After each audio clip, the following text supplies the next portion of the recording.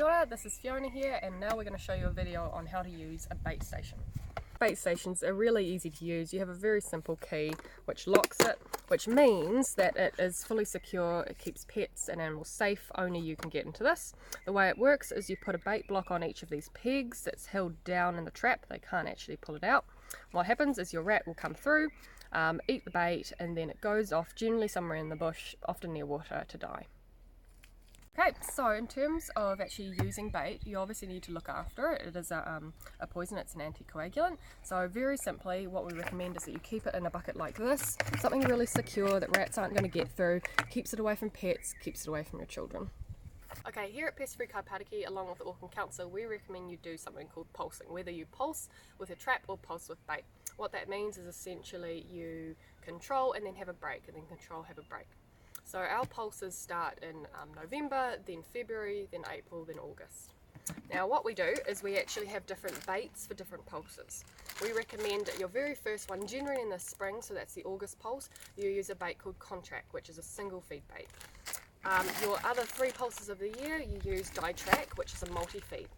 Now the difference between the two is with your EcoTrack, this blue one, a rat will come in and eat any amount of it and it will die. As opposed to the multi-feed, where the rat comes in, it feeds, it goes away, comes back and feeds, goes away, and eventually it gets a lethal dose. So because you're using a bucket and storing your bait safely, there's no circumstance where your pet should ever be eating one of these. But if you're concerned about secondary poisoning, which is where a rat eats this poison and goes off and dies, and then a pet, a cat, a moorpork, something like that, scavenges it. And the good news is that they would have to eat an awful lot of dead rats that have been poisoned to feel a negative effect. Okay, so when you're ready to put your bait in your station, open it up. And pretend this is our August pulse, and we're going to start using our EcoTrack, which is our single feed bait. And all you do, very simply, is put a block on each of these pegs.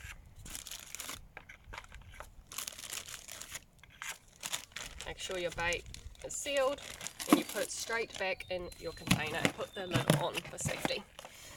So you've got your bait station here. All you're going to do, press it down firmly to lock.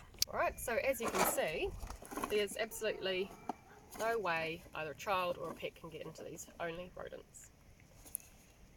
Your last considerations to take into account is making sure that your bait is fresh. What we don't ever want to happen is that your bait gets so old that a rodent will come in and eat it and it'll get sick but not die. That rat will never go near bait again, and you end up with bait shy rats. Okay. So to avoid that, we really recommend that you visit our Pest Free Kaipatiki website, and you'll find a guide there on how frequently you should check your station and replenish the bait. So when you're ready to actually place your bait station, it can go in almost all places in your backyard. It's great if you can put this out in a bit of scrub and where there's a bit of bush and trees, but alternatively you can put it up against a fence line, anywhere in your property, because bait is so attractive to rodents, they will find it. Alright, so whenever you're handling a trap or a bait station, it's very important that you wear your gloves.